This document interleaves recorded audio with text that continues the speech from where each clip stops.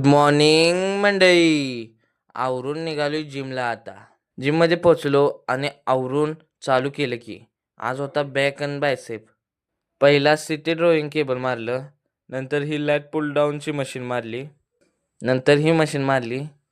थोड्या वेळानं लोअर बॅकसाठी हा व्यायाम केला.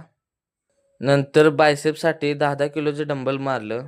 नंतर 7.5 किलोचं झिगझॅग बारनं थोडे रेपिटेशन मारले.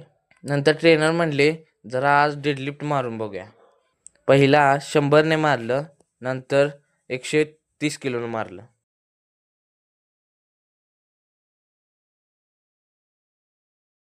तर कॉलेजला गेलो.